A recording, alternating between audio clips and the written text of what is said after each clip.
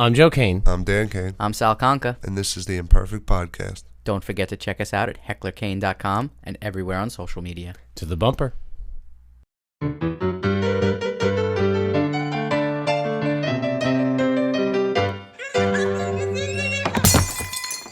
This week's Imperfect Podcast, we are talking to Josh Zeman and Rachel Mills of The Killing Season on A&E.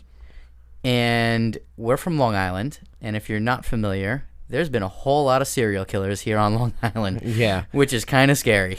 Honestly, looking at this series and going, oh my God, they're doing this investigative report on the killers and the serial killers on Long Island. This is in our backyard. A lot of these bodies were dumped within, 20 minutes of us. Yep. You have it claimed as the Gilgo Beach Murders. Yeah. The killer who is still at large is known as LISK, the Long Island serial killer.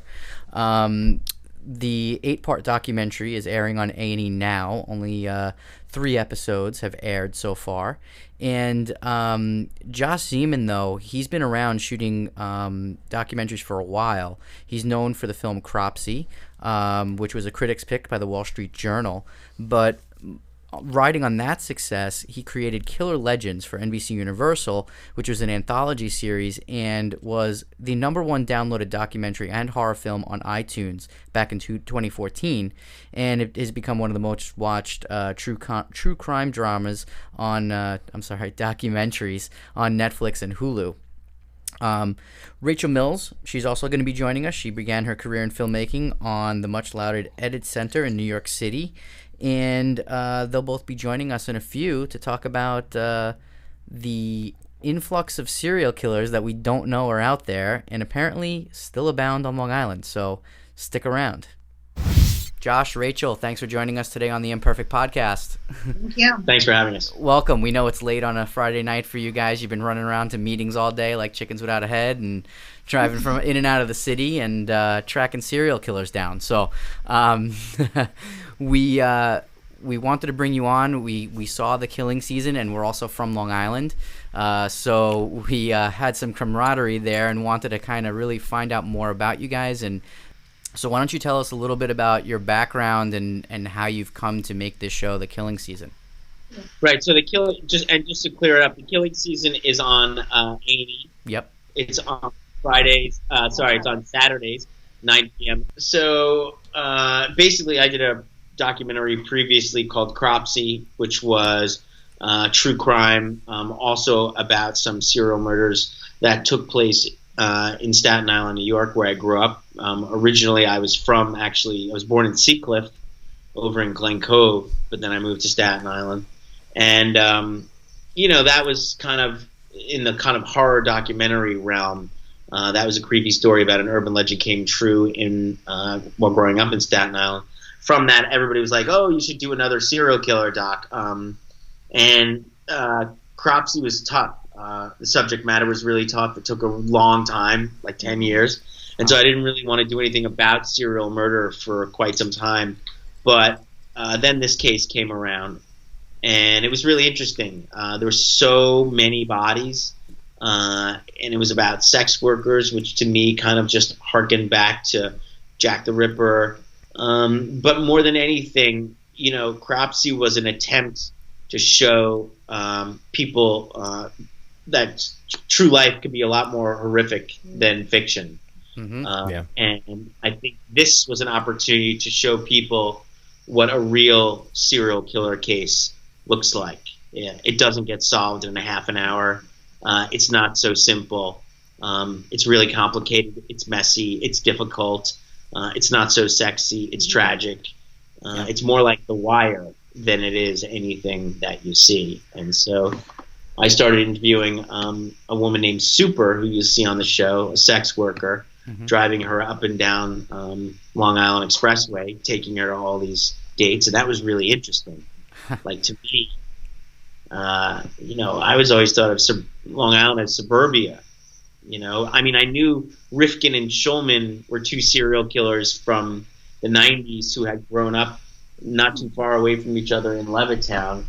But I just didn't know that there was this crazy underbelly. And so I kind of pulled Rach in.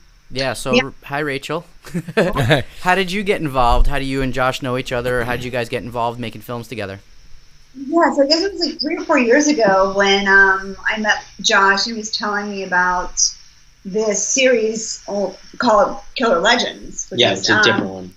Different series about the intersection between true crime and urban legends, which people can see on Hulu and Netflix. So we were working on that for about a year. I came on as a researcher and then ended up being on camera and talking to victims' families and doing the research. And on the weekends during production, he would tell me about how he was going out to Long Island and interviewing people like Super, interviewing Bob Colker, who like literally wrote the book on the Long Island serial killer case. Lost Girls. Exactly. Amazing book. Yeah, Okay. great. So good. And he's like now a champion of this series, which is really great to have that support. So Josh had been doing that for like, I don't know, 6 months. And then I started seeing footage from it, and then we started filming together and created a sizzle and shopped it around. Thinking that, this is going to be a feature documentary just about the Long Island serial killer case, which it could have been. The whole series actually could have been about the LISK case. Yeah, there's so much there. Yeah, the more and more we went down the rabbit hole, for lack of a better phrase, we discovered that these kinds of crimes, these unsolved crimes against sex workers, it's not just happening in Long Island, it's happening all across the country. There's a slew of carnage going on across the country. And, these women are not to blame the victim, but through circumstance, they are becoming the perfect victim for these serial killers who know to prey upon them. Because they're no longer going after runaways. They're no longer going after sorority girls or hitchhikers. They're going after the victims they know they can get away with, the people who are actually evading law enforcement themselves, which is the population of the industry of sex work.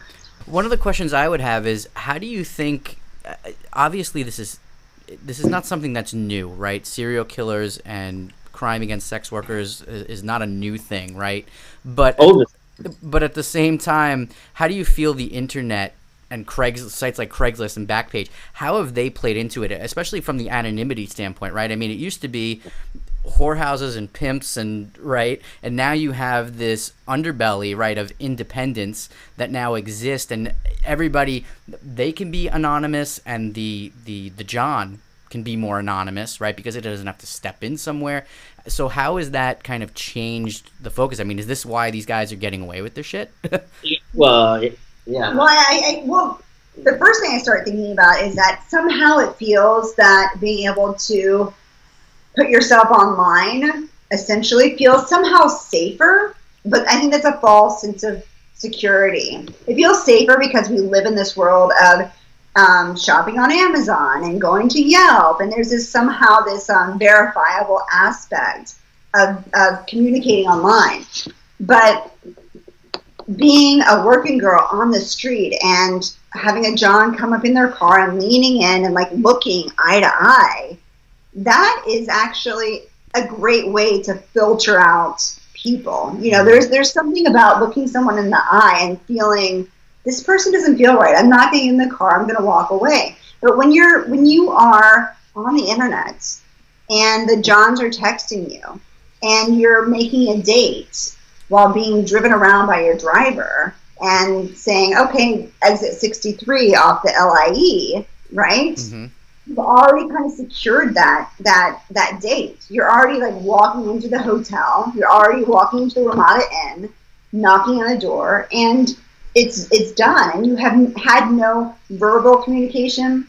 Maybe you definitely haven't looked in the eye. Right. So, the whole thing is just like when you lean in the car, you see like the guy, like is he like hygiene? Is there a car seat? Yeah, right. Shady. And like, yeah. Is there like a baby seat in the back? If there's a baby seat in the back, he's a dad. Fine, just hop in, But like, does this guy look like, is the car clean? Like, this is all these things these sex workers kind of like have the mental checklist, right? But when you're on the internet, you don't do that. And it's just like, yo, meet me here. And then when the girl knocks on the door of the hotel and like the door opens, like she steps through the door closes, and then she gets to look at the guy. Well, do you think this is a condition of the area that it's in, that you're not in this urban area, you're in a suburban area where you have a lot more distance to go between? You don't have those corners like you do in New York City or Queens or the Bronx. You don't even have those corners really anymore. Like it's all being done online. Like, yes, you do still have corners. Like you go in East New York, you go in a couple places, but like that's the whole thing. So that was one of the big things for us, is like, wow, the world's oldest profession is changing. Like that's nuts, you know? And so, but the other thing you have, which is crazy, is you have a lot of girls who wouldn't ever walk the streets. You know, they're like, they don't have the gumption to walk the streets. Go take a selfie and go to the Holiday Inn up the street, you know? And so, and like, it's the same with girls that would never be a stripper, but they'll be a webcam model. Right. Exactly. Very right. similar, right? There's no shame really involved anymore. However, it you know, then you get a lot. You get what's called a bigger victim pool.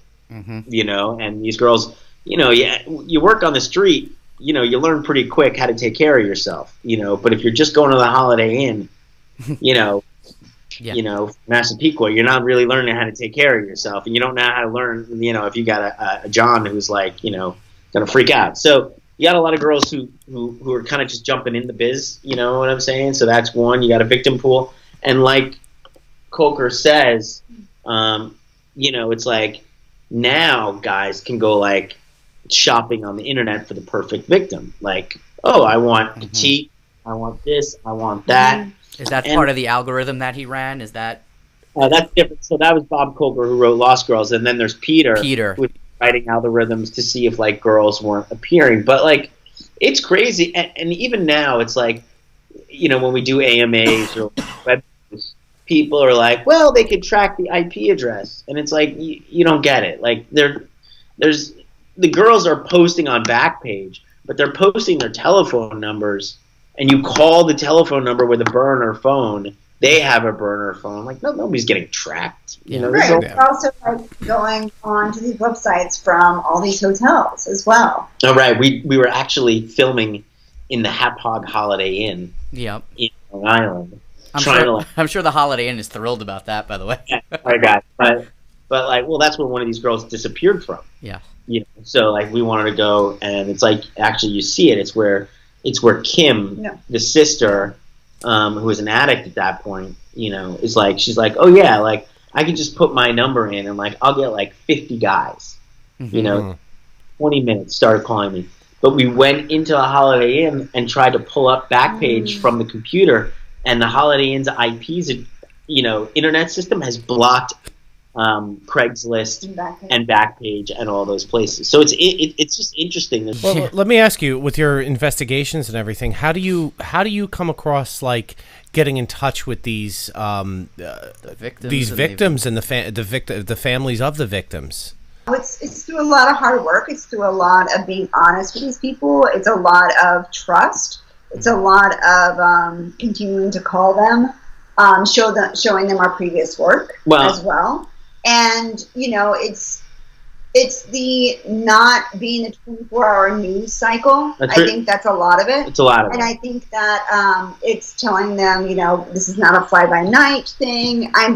You know, we've been working on this for 3 years. And that's got to be personally draining on you both as well, I'd imagine, as filmmakers. A lot of these families, they go through the mill, you know, like they go on Geraldo, or I don't even know if Geraldo's fucking wrong. Is Geraldo still reporting? Yeah, he is. I think my parents watch Geraldo or something. I don't know. All right. Go on Sally, Jesse, Raphael. Donahue. They're on Donahue. All of them. No, but like seriously, like a lot of these, like, you know, it's like perfect. Like you can see how, what's her name, Nancy Grace, would just pick up all these women and it'd be like, oh my God, you must be so upset. You know, your daughter's a sex worker. You know, and these families like go through the mill. Yeah. You know, and they just go on all the shows. They're only trying to like find out what happened to their, you know, daughter, sister, whatever. They're fairly dysfunctional. You know, whatever. Like the whole thing's a shit show. And you know, these families are just, they go through the mill, and the TV pundits, they just eat them up and spit them out. Yeah. And they think they're going to get some kind of like closure from it. and they don't. It's just like, oh, that was unsatisfying. Like, I didn't get anything. So we got to go in. We got to be like, okay, we're not this. All right, we really do want to help. And they're like, I don't know. Like, that's what the last producer said. We're like, we're not just the producers. We're also the director. We're also on camera. Here's our you got to handhold them through the whole thing, And they're like, and you can understand why. What do you think about the internet playing a part in it in terms of Craigslist and Backpage? I mean, do you think the government should interject and shut these sites down? So if you guys know, about a month ago, the guy who runs Backpage was arrested for, I believe it was child trafficking, right? Out of California, but he wasn't even really trafficking. It's because the site. Yeah, I understand. Yeah. The thing is that sure, these sites are complicit, and Craigslist, Backpage, but if they're taken down, someone else is just going to pop up. Right. That's the thing. Well, they need to be properly regulated. The question is like how much they need to be regulated, right? But if it's over-regulated, it becomes too difficult, then people are just going to move to a different site. I mean, you have a lot of like chemically dependent, aka heroin addicts, who are trying to post up on Craigslist. If it becomes too difficult, they're going to go to some place that's just going to make it easier. Yeah. So need regulation. It can't be too regulated. But like a lot of the girls that we've spoken to were like, yeah, I don't need a pimp. Yeah. That's a good thing. At the same time, other girls we've spoken to, they just, again, they like, and it's good for those women who like need to make a buck to pay their rent, because they can jump in and out. But it's bad for like, we were in Virginia, right? And this whole town in West Virginia, is on opiate addiction. This whole town, the whole town's like a zombie town, in West Virginia. Well, Staten Island is that now too, right? So what are these people doing? They want to get high. They're like, hey, I'm going to sell myself, and so, and that's not a judgment call. I'm just saying, like, that's what they do. It's reality. So, like, the first thing they do is like, I'm not going to walk down on the street. I'm going to go on Craigslist. So it becomes an easy facilitator if, like, you really want to get money quick. So what do you do about that? It's so difficult, so hard. Yeah. Well, and that was an interesting thing. You drove Super around. Was that for one night? I mean, how many calls did she have in a night? I mean, I thought that was crazy that you guys drove her around to begin with, but and then she, then her phone didn't charge and you couldn't get in touch with her. It was like, all that stuff. But I mean, how many calls did she get in a night? Yeah, that's the thing, is that I think a lot of these women have these ideas of how they will conduct their business. Right. But then, as we probably all would, something goes, someone wants to take a little bit longer, and you're not going to text your friend in the middle because you're supposed to tell them if you're okay in 30 minutes or not. Yeah, it's like, they're like, oh no, we have rules. Yeah. And then it's like, yeah, smoke a joint, and then you forgot about the rules. So, it's like, so, but like they need these rules. I mean, that was one of the things. That was like, it was just so interesting. It was like, back in the day, it was like the pimp and the girl and the John, and now it's like all like, you get a car, you got a driver, he's not really a pimp, but he's kind of a pimp. The girls control their own money, but like, what if you're like a girl like operating where there's an active serial killer? Like every door you're gonna open at is gonna be the guy, could be the guy. It's just crazy. Well, like we said, we're from Long Island. We grew up on Long Island, all three of us, and we just it's opened my eyes looking at the series, going, wow, like this is in our backyard. Like we didn't, I had heard about the Gilgo Beach killings, and it's here. I think it's naivete, right? I mean, I think a lot of people want to close a blind eye to it because they don't want to know. They don't want to know what's going on in the backyard. I mean, this is not what News 12 is broadcasting. In the day, they're not talking about this stuff. No. Plus we don't have as much as we pay in taxes, right? We live in Nassau County, the highest taxes in the entire country, but we do not have the amount of people we need to support and, you know, bring these people to justice and do the correct job of policing and all that type of stuff. Just like I think you guys had the guy from the FBI on, the profiler, right? 8 profilers for the entire U.S. Like, there's just not enough people. It's like we watch Criminal Minds, right? And it's like there's 8 profilers on a plane that are flying all around. You think there's like teams of these people everywhere, right? It's like, no, that's it. I mean, you know, we're fed this like bullshit line that like law enforcement is feeding our information into supercomputers 24/7, and it's like, bro, they don't even know how to use a fucking computer. Yeah. You know what I'm saying? It's like, and so like, sure, the NSA may be dumping huge amounts of our information for future reference for like if you're a terrorist, you know. But God forbid, like, you go commit a crime in Nassau County or Suffolk County or Staten Island or something. Like, those guys, trust me, they're not, you know, logging in and checking. You know, they barely can understand, like Excel. Mm-hmm. Yeah. You know what I'm saying? It's like, literally, it's And that. But that starts at the top. It's, I mean, you know, the police officers that give their lives every day, you know, for our safety and things like that. You know, we have a lot of friends that are police officers, that type of thing. This is at the top, the top level where they're not getting the support with the money and using it correctly to give these guys the education and tools. Look, I don't want to throw law enforcement underneath the bus either. Yeah. This is a little bit more of, it's more of an indictment of the media. It's like I could go on any show right now, pull it up, and you'll see like that computer room where like, you know, some guy's on a mic set, you know, is like enlarged 50%, you know, zoom in there and all that stuff. And and so it creates this false narrative that then you re-believe. You know, law enforcement, they're, you know, underpaid. Well, maybe not Nassau, Suffolk County. Suffolk County is second highest in the country. But you know, definitely overworked. But at the same time, like, you know, it's just, they're just trying to stem the flow. You know, they're also just trying to solve cases. Look, by the way, our solve rates have gone down 30% across the country, you know, recently, in the past, like, 30 years. Crime is lowering, but our solve rates have gone down, too. Yep. You know, we have stranger to stranger crime. You know, you're not going in the house and there's the wife dead on the floor and the husband holding the knife. You know what I'm saying?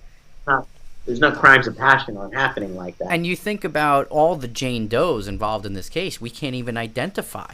That's really messed up. And look, right? And look, I get it. Again, I get it. I understand it's difficult. But if you're saying that you are doing everything and, you know, to like, think of how much money taxpayers are wasting on this case or have wasted on this case. Meanwhile, 2 people, you know, 2 regular schmoes. You know, we're sitting here like going through we're going through the database and we're like, wait a second, why didn't they do this? Why isn't this information here? They didn't match this up. Wait, why is J-No number 6 not in the database? Yeah. Oh, wait a second. J-No number 6 has a tattoo that nobody knows about. How come the public doesn't know about? You know what I'm saying? And it's like, okay, somebody here is not like thoroughly investigating. And then the problem is that you have all these wacky, crazy conspiracy theories who are like, because they're not investigating, it's like, oh, police chief's the serial killer. You know what I'm saying? Yep. Conspiracy, you know?